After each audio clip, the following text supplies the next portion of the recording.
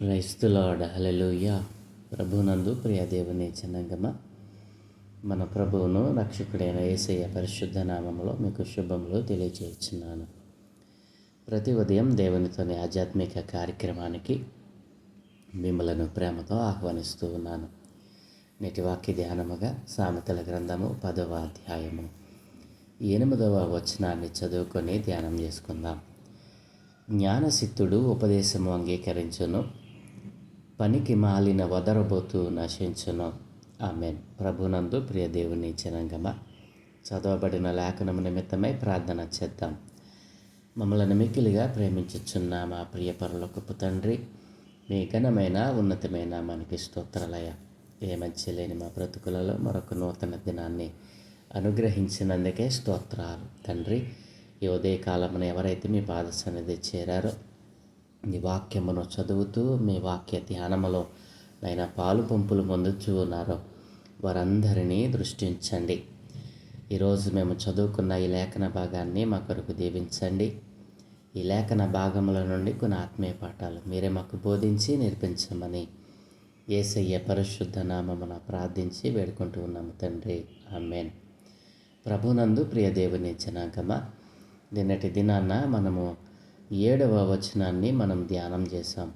సామెతల గ్రంథము 10వ అధ్యాయము 7వ వచనాన్ని ధ్యానం చేసాం. నీతిమంతుని జ్ఞాపకం చేసుకున్నట ఆశీర్వాదకరమగును, భక్తిహీనుల పేరు అసహ్యత పుట్టించును అనేటువంటి మాటను ప్రభు మనకు బోధించగా మనము ధ్యానం చేసాం. ఇక 8వ వచనంలో వ్రాయబడినటువంటి ఆ యొక్క వాక్య ధ్యానాన్ని ఈరోజు మనం చేద్దాం. జ్ఞానచిత్తుడు ఉపదేశము అంగీకరించును, జ్ఞానచిత్తుడు ఉపదేశము అంగీకరించును, పనికి మాలిన వదరబోతూ నశించును, పనికి మాలిన వదరబోతూ నశించును. ఈ యొక్క 8వ వచనంలో దేవుడు తెలియజేస్తున్నటువంటి శ్రేష్టమైనటువంటి మాట ఏమిటంటే, జ్ఞానచిత్తుడు అనగా జ్ఞానమును సంపాదించుకున్నవాడు. ఎవడు జ్ఞాని, ఎవడు వివేకి అని దేవుడు ప్రశ్న వేస్తూ చాలా విషయాలు దేవుడు మనకు తెలియజేస్తూ వస్తూ ఉన్నాడు. జ్ఞానచిత్తుడు అనగా దేవుని యందు భయభక్తులు కలిగి నిత్యము ఆయన పాదాలు చెంత కనిపెడుతూ యథార్థమైన భక్తిని నీతిని కలిగి క్రియలలో విశ్వాసమును కనపరచుచు ఎవరైతే దేవుడంటే భయభక్తులు కలిగి బ్రతుకుతాడో, ప్రతినిత్యము ఆయన పాదాల చెంత కనిపెడతాడో, అట్టివాడు దేవుని యొక్క జ్ఞానాన్ని, దేవుని యొక్క వివేచనను, దేవుని యొక్క తెలివిని సంపాదించుకున్నవాడుగా కనపడతాడు. జ్ఞానచిత్తుడు అనగా దేవుని జ్ఞానాన్ని పొందుకున్నవాడు. జ్ఞానచిత్తుడు అనగా దేవుని ఉపదేశాన్ని అంగీకరించినవాడు. జ్ఞానచిత్తుడు అనగా దేవుని యొక్క న్యాయ క్రియలన్నిటినీ, న్యాయ విధులన్నిటినీ సక్రమముగా పాటించేవాడు. జ్ఞానచిత్తుడు అనగా యథార్థమైన భక్తి, నీతి, విశ్వాస్యత కలిగిన వాడు. అట్లాంటి వాడు ఏం చేస్తాడట? ఉపదేశాన్ని అంగీకరిస్తాడంట. ఎవరైతే జ్ఞానమును హృదయమునందు కలిగి ఉంటారో వారు ఉపదేశాన్ని అంగీకరిస్తారు. ఉపదేశం ఏం చేస్తుంది? ఉపదేశము మనలను బ్రతికిస్తుంది. ఉపదేశము మనలను సక్రమార్గములో నడిపిస్తుంది. ఉపదేశము మనలను లోకమునకు దూరం చేస్తుంది. ఉపదేశము మనలను నీతి క్రియలకు దగ్గర చేస్తుంది. ఉపదేశము మనలను నిత్య రాజ్యానికి చేరుస్తుంది. ప్రియమైన పిల్లరా, ఇట్లాంటి దేవుని ఆశీర్వాదకరమైనటువంటి అన్ని పనులలో ఉపదేశము మనలను కాపాడుతుంది. జ్ఞానచిత్తుడు ఇట్లాంటి ఉపయోగకరమైనటువంటి దేవుని యొక్క ఉపదేశాన్ని అంగీకరిస్తాడు. జ్ఞానచిత్తుడు ఉపదేశము అంగీకరిస్తాడు. ఆ ఉపదేశము అతనికి ఎలా ఉపయోగపడుతుందంటే, దేవుని సన్నిధికి దగ్గర చేస్తుంది. దేవుని యొక్క న్యాయ విధులను పాటించేదానిగా చేస్తుంది. దేవుని యొక్క ఆజ్ఞలను పాటించేదానిగా చేస్తుంది. దేవుని యొక్క సక్రమైన మార్గంలో నడిచేటట్లు చేస్తుంది. దేవుని యొక్క ఆలోచనతో ముందుకు కొనసాగేటట్లు చేస్తుంది. దేవుడు మరి ఆశీర్వాదాల వెంట ఆశీర్వాదాలను మన మీదకి రావటానికి ఉపదేశము ఒక వాహకంగా పనిచేస్తుంది. జ్ఞానచిత్తుడు ఏం చేస్తాడంట? ఉపదేశమును అంగీకరిస్తాడంట. అవును, జ్ఞానము మనలను దేవునికి దగ్గరగా చేస్తుంది. జ్ఞానమే దేవునితో మనలను లింకప్ చేస్తుంది. జ్ఞానమే మనలను సన్నిధికి మరి కనెక్ట్ చేస్తుంది. జ్ఞానమే దేవుని యొక్క ఆశీర్వాదాలకు, దేవుని యొక్క మరి బలమైనటువంటి మరి ఆ నీతి క్రియలకు దగ్గర చేస్తుంది. జ్ఞానచిత్తుడు ఉపదేశం అంగీకరిస్తాడు. అయితే రెండవ భాగంలో దేవుడు అంటున్నాడు కదా, పనికి మాలిన వదరబోతు నశిస్తాడు. ఎవడండి? పనికి మాలిన వదరబోతు. పనికి మాలిన వదరబోతు అంటే ఎవరో తెలుసా? మూర్ఖుడు. ఈ లోకంలో చాలామంది మనుషులు మనకు కనబడుతూ ఉంటారు. వారు ఏ పని పాట లేకుండా మరి తిరుగుతూ ఉంటారు. చాలామంది మరి మానవులు ఈ లోకంలో మనం చూస్తూ ఉంటాం. చాలామంది చాలా కష్టపడి తన కుటుంబానికి అవసరమైనటువంటి ఆ యొక్క మౌలిక సదుపాయాలను మరి సంపాదించుకుంటూ ఉంటారు. చాలామంది లోకంలో మరి లేచినది మొదలు తన కుటుంబానికి అవసరమైనటువంటి కుటుంబ పోషణకు, కుటుంబ మరి ఆదరణకు, మరి కుటుంబంలోని వ్యక్తుల యొక్క అవసరాలు తీర్చడానికి అనేకమైనటువంటి పనులు, వ్యవసాయము అనొచ్చు, మరి ఉద్యోగము అనొచ్చు, మరి వారికి మరి కలిగినటువంటి దానిలోనే వారు పని చేసుకుంటూ ఉంటారు. కానీ కొందరు ఉంటారు, ఎవరో తెలుసా? పనికి మాలిన వదరబోతులు, అనగా మూర్ఖులు. ఈ మూర్ఖులు ఏం చేస్తారంటే జ్ఞానాన్ని తిరస్కరిస్తారు. ఈ మూర్ఖులు ఏం చేస్తారు అనంటే ఉపదేశాన్ని తిరస్కరిస్తారు. ఎవరైతే జ్ఞానానికి మూలాధారమైన క్రీస్తును తిరస్కరిస్తారో, ఎవరైతే ఉపదేశాన్ని మరి ఇచ్చేటువంటి ఆ జ్ఞానమునకు ఆధారమైన క్రీస్తుని తిరస్కరిస్తారో వారు పనికి మాలిన వారుగా దేవుడు ఇక్కడ చిత్రీకరిస్తూ ఉన్నాడు. పనికి మాలిన వదరుబోతు అని అంటే ఏమిటో తెలుసా? మూర్ఖుని గుణపరచుట చాలా కష్టం. మూర్ఖుడిని గుణపరచాలి అని అంటే మన వలన అయ్యే పని కానే కాదు. పనికి మాలిన వదరబోతు మూర్ఖుడు అయినటువంటి వాడు ఏం చేస్తాడో తెలుసా? జ్ఞానయుక్తమైన మాటలు మనం వానికి తెలియజేస్తూ ఉంటే, దేవుని ఉపదేశాన్ని వానికి బోధిస్తూ ఉంటే అనవసరమైన మాటలు మాట్లాడతాడు. అంటే జ్ఞానము ఇలా నడువు అని చెప్తే వాడేం చేస్తాడో తెలుసా? అనవసరమైనటువంటి వాటిని ఆ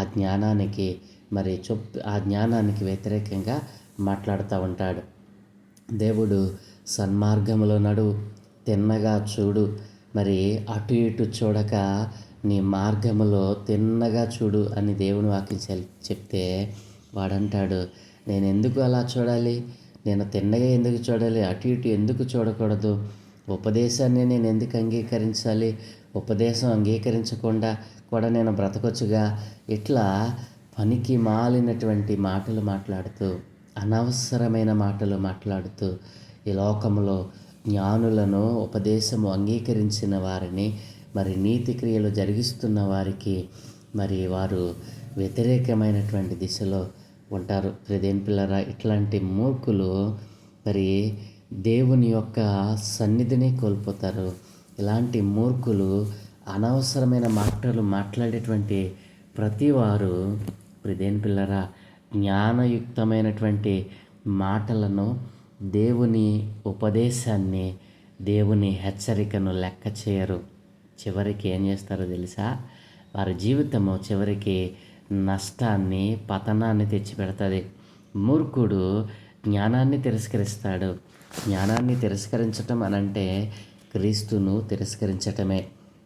ఈ మూర్ఖుడు ఎప్పుడూ అనవసరమైన మాటలు మాట్లాడతాడే తప్ప జ్ఞానయుక్తమైన మాటలు వాడి నోటంట రానే రావు.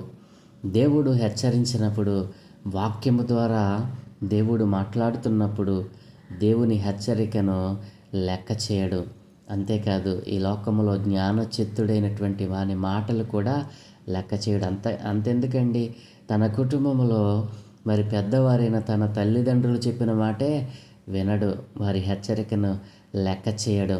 ఈ రోజున తల్లిదండ్రుల మాట వినకుండా తల్లిదండ్రుల చెప్పు బోధను త్రోసివేస్తూ తల్లిదండ్రులకు విధేయులు కాకుండా ఎంతోమంది ఇలాంటి మూర్ఖులు అనేక కుటుంబాలలో మనం చూస్తూ ఉన్నాం. అలాంటి మూర్ఖులను గుణపరచటం చాలా కష్టం అంటాడు దేవుడు. దేని పిల్లరైతే జ్ఞానచిత్తుడు మరి దేవుని ఉపదేశాన్ని అంగీకరిస్తాడు. పనికి మాలిన వదరబోతూ నశిస్తాడు. చివరికి ఈ మూర్ఖుని యొక్క చివరి వారి అంతము ఎలా ఉంటుంది? నష్టాన్ని తెచ్చిపెడుతుంది. మరి దేవుని రాజ్యానికి దూరం చేస్తుంది, దేవుని సన్నిధిని దూరం చేస్తుంది. దూరం చేసుకుంటాడు వాడికి వాడే దేవుని సన్నిధికి, దేవుని సన్నిధిలో ఉన్న ఆనందాన్ని, దేవుని సన్నిధిలో ఉన్న సంతోషాన్ని, దేవుని సన్నిధిలో ఉన్నటువంటి ఆరోగ్యాన్ని పోగొట్టుకుంటాడు. చివరికి నష్టాన్ని చూస్తాడు. కాబట్టి నా ప్రియ దేవుని జనాంగమా, నీవు పనికి మాలిన వదరబోతు అనగా మూర్ఖునిగా నువ్వు జీవిస్తూ ఉన్నావా? జ్ఞానము నీ దగ్గరికి వస్తూ ఉంటే దాన్ని తిరస్కరిస్తూ ఉన్నావా? జ్ఞాన సముపార్జన నిన్ను సన్మార్గంలో నడిపిస్తుంది. జ్ఞానము నిన్ను దేవుని సన్నిధికి దగ్గర చేస్తుంది. జ్ఞానము దేవునితో నిన్ను లింకప్ చేస్తుంది. జ్ఞానము దేవుని రెక్కల నీడన నీవు దాచి ఉండేటట్లుగా చేస్తుంది. అయితే పనికి మాలిన వదరబోతా, మూర్ఖుడా, అనవసరమైన మాటలు మాట్లాడేవాడా, ఎవరి హెచ్చరికను లెక్క చేయనివాడా, నీ పతనము నీవే కొని తెచ్చుకుంటా ఉన్నావు. మూర్ఖపు స్వభావాన్ని విడిచిపెట్టు. మూర్ఖపు స్వభావము దేవుని సన్నిధిని దూరం చేస్తూ ఉంది, దేవుని ప్రసన్నతను దూరం చేస్తూ ఉంది, దేవుని యొక్క ఆజ్ఞలను నీకు దూరం చేస్తూ ఉంది, దేవుని కట్టడలను అనుసరించకుండా నిన్ను దూరం చేస్తూ ఉంది. కాబట్టి పనికి మాలిన వదరబోతుగా ఈ లోకాన్ని విడిచిపెడితే ఏమి ప్రయోజనం? దేవుడు నేను ఒక మంచి ఉద్దేశంతో ఆయన చిత్తాన్ని నెరవేర్చుకోవాలని ఈ భూమి మీద ఆయన నిన్ను మరి మనిషిగా పుట్టించాడు. అలాంటి జ్ఞానచిత్తుడైన సర్వాధికారి అయిన దేవుని చిత్తానికి నువ్వు లోబడకుండా ఈ లోకంలో పనికి మాలిన వాడిగా వదరబోతుగా జ్ఞానము నీతో మాట్లాడుతూ ఉంటే ఆ జ్ఞానాన్ని అవహేళన చేసేవాడిగా మారిపోయావేమో. జాగ్రత్త. దేవుని వాక్యపు హెచ్చరికను ఇప్పుడైనను నీవు లెక్క చేయి. దేవుని హెచ్చరికను పట్టించుకో. దేవుడు మాట్లాడుతూ ఉంటే మరి హృదయం తెరిచి విను. నీలో ఉన్న ఆ మూర్ఖత పోతుంది. నీలో ఉన్నటువంటి ఆ అనవసరమైన మాటలు మాట్లాడేటువంటి ఆ స్థితి నీలో నుండి దేవుడు తీసివేస్తాడు. దేవుని హెచ్చరికను, దేవుని వాక్యపు హెచ్చరికను లెక్క చేయకుండా బ్రతికేటువంటి నీ బ్రతుకులో ఆయన కలుగు చేసుకుంటాడు. ఆయన ఒక మంచి ఉపదేశాన్ని నీ హృదయంలో ఉంచుతాడు. చివరికి నీవు నష్టపోకుండా, పతనమైపోకుండా మరి నిత్య జీవాన్ని సంపాదించుకునేవానిగా ఆయనే చేస్తానంటున్నాడు. నా ప్రియ దేవుని జనాంగమా, ఒకవేళ నీవు జ్ఞానాన్ని తిరస్కరించి పనికి మాలిన వదరబోతుగా ఉన్నావా? మూర్ఖునిగా బ్రతుకుతా ఉన్నావా? నీ మూర్ఖత నుండి విడిపించటానికి నా దేవుడు ఈ రోజున సంసిద్ధంగా ఉన్నాడు. ఎంతకాలము ఈ పనికి మాలిన వదరబోతుగా మూర్ఖుడిగా బ్రతుకుతావు? ఉపదేశమును అంగీకరించటం అంటే తప్పులను సరిదిద్దుకోవడమే. మంచి మార్గంలో నడవటానికి నీవు సిద్ధపడు.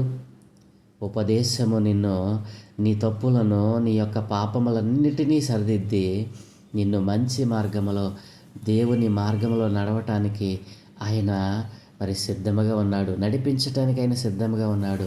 నడవటానికి నీవు సిద్ధమేనా? ఓ పనికి మాలిన వదరబోత, ఇప్పుడైనను నీ యొక్క ప్రవర్తనను మార్చుకో. నీ హృదయాన్ని దేవునికి ఇవ్వు. నీ హృదయమంతటిని దేవుడు తన జ్ఞానంతో నింపుతాడు. తన వాక్య జ్ఞానంతో నిన్ను నింపుతాడు. చివరికి నీవు నిత్యరాజ్యాన్ని సంపాదించుకుంటావు. ఒకవేళ ఎప్పటికీ కూడా ఆ జ్ఞానాన్ని, దేవుని ఉపదేశాన్ని తిరస్కరిస్తూ ఉన్నావా? అయితే జాగ్రత్త. దేవుడు హెచ్చరిస్తూ ఉన్నాడు. నీ యొక్క చివరి అంతము నష్టాన్ని, పతనాన్ని చూస్తావు. ఎలా నీవు జీవించాలని ఆశపడతా ఉన్నావు? ఒకవేళ నీవు ఈ యొక్క మూర్ఖత్వాన్ని విడిచిపెట్టి దేవుని ఉపదేశాన్ని అంగీకరించి నీ తప్పులను, నీ యొక్క పాపములను ఒప్పుకొనటానికి ఇష్టపడుతూ ఉన్నావా? దేవుని సన్మార్గంలో నడవటానికి సిద్ధపడుతూ ఉన్నావా? అయితే నాతో కలిసి చిన్న ప్రార్థన చేయి.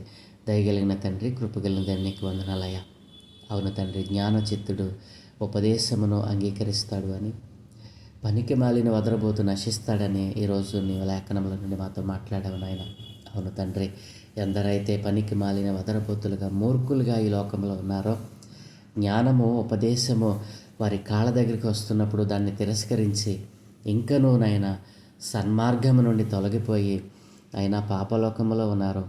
అట్లాంటి వారందరూ ఈ రోజున నీ మాటలు విని నాయన వారి తప్పులను, వారి పాపములను సరిచేసుకొని, దిద్దుకొని నీ జ్ఞానాన్ని, నీ ఉపదేశాన్ని పొందుకోవడానికి ఇష్టపడుతూ ఉండగా వారు చేసిన తీర్మానాలను మీరు ఆమోదించండి.